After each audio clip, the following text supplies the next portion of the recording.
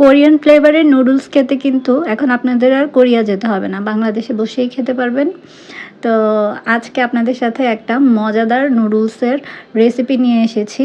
এই নুডলসটা যারা নুডলস লাভার আছেন, যে বিভিন্ন টাইপের র্যামেন বা নুডলস ট্রাই করতে পছন্দ করেন বা বিভিন্ন ওয়েতে হচ্ছে নুডলসটাকে মেক করতে পছন্দ করেন, হয়তো আজকের রেসিপিটা আপনার জন্যই। তো এটা দেখার জন্য আমার সাথে থাকতে হবে।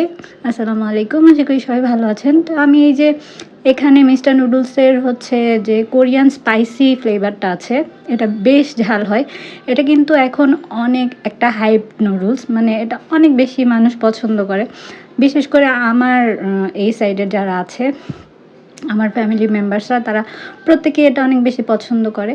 তো বাসায় আমার দেবর ছিল, ও আর কি এটার জন্য ক্রেভিং হচ্ছিল ওর। আমি ওকে হচ্ছে লাস্ট ১ সপ্তাহ যাবৎ বলেছি যে আমি তোমাকে এটা বানিয়ে দিব, বাট আমি এত বেশি ব্যস্ত ছিলাম যে আমি আর ওকে বানাতে, মানে সেটা বানিয়ে দিতে পারিনি। তারপর ভাবলাম যে আজকে যত কিছুই হোক, যতই ব্যস্ত থাকি, আমি ওকে এটা বানিয়েই দিব। এরপরে হচ্ছে আমার হাসব্যান্ড নর্মালি এই নুডলসটা খায় না, কারণ সে অনেক বেশি ঝাল খেতে পারে না।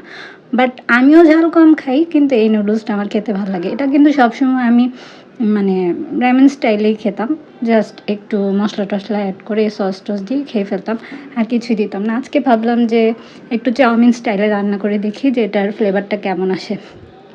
এর জন্য হচ্ছে আমি ক্যাপসিকাম, গাজর, তারপরে একটু সসেস দিয়েছিলাম, আর হচ্ছে চিকেন ম্যারিনেট করা থাকে। এটা আগেও আমি আমার একটা ভিডিওতে দেখিয়েছি যে আমি হচ্ছে ঝটপট রান্না করার জন্য এরকম চিকেন প্রেপ করে রাখি।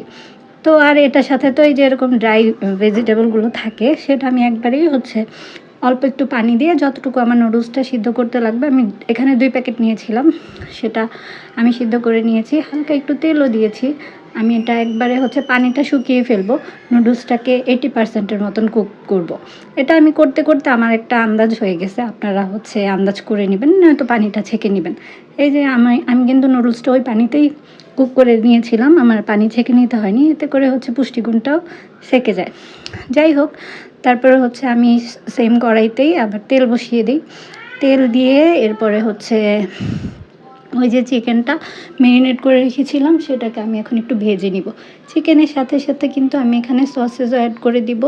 তারপর হচ্ছে এই দুটো যেহেতু আমার একটু কুক করতে টাইম লাগবে, বেশি টাইম লাগবে না, কারণ হচ্ছে এটাও অনেক তাড়াতাড়ি কুক হয়ে যাবে। আর চিকেনটা আমি ছোটো ছোটো করে কাটা, তো যার কারণে খুব একটা টাইম লাগে না। আমি এমন করেই হচ্ছে প্রিপারেশন নিয়ে মানে রেখে দিই চিকেনটা, যাতে আমার হচ্ছে নাস্তা বানাতে অনেক সুবিধা হয়, ঝটপট কিছু একটা তৈরি করে ফেলতে পারি। তারপর ওইটাকে একটু ভেজে নিয়ে আমি আস্তে আস্তে এখানে হচ্ছে সস অ্যাড করে দিব। তারপরে আমি ক্যাপসিকাম, গাজর এগুলো দিয়ে দিব। এগুলো হচ্ছে খুব একটা কুক করব না, এগুলো একটু ক্রাঞ্চি ক্রাঞ্চি থাকলেই ভালো লাগে নুডলসের সাথে। এরপর আমি একটু সোয়া সস দিয়েছি, সুইট চিলি সস দিয়েছি, তারপর হচ্ছে হট চিলি সস দিয়েছি, কী বলে টমেটো কেচাপ দিয়েছি। এগুলো সব কিছু মানে হাতের কাছে যা যা ছিল তা দিয়ে ভাবলাম যে আজকে একটু হজবরল রেসিপি করে দেখি কেমন লাগে। এটা তো সবসময়ই মানে অনেক বেশি মজার। এটাকে আপনি এমনি শুধু রান্না করবেন মশলা দিয়ে, সেটাও খেতে ভালো লাগে। আর এভাবে করে দেখবেন, এটা অনেক বেশি মজা। এটা দেখতেও যতটা কালারফুল সুন্দর লাগছে, এবং এটা খেতে যে এত বেশি মজা হয়েছিল। আপনারা যারা নুডলস লাভার আছেন, আমি তো অনেক বেশি নুডলস খেতে পছন্দ করি, সেটা যে কোনো ফ্লেভারই হোক না কেন। আমার কাছে বিভিন্ন টাইপের নুডলস হচ্ছে খেতে ভালো লাগে। মাঝে মাঝে আমি একটু উল্টাপাল্টা করে ট্রাই করে দেখি যে এভাবে করে রান্না করলে কেমন লাগে, ওইভাবে করে রান্না করলে কেমন লাগবে। তো এরকম যদি আপনারা কেউ থেকে থাকেন, অবশ্যই কমেন্ট করে জানাবেন। তারপরে হচ্ছে পাশে আমার বাচ্চা একটু ক্যাকু করতেছে, আপনারা এটা ইগনোর করে যাবেন। আমার বাচ্চার জন্য অবশ্যই দোয়া করবেন, মাশাআল্লাহ বলতে কিন্তু ভুলবেন না। এই তো দেখেন কালারটা কত সুন্দর এসেছে।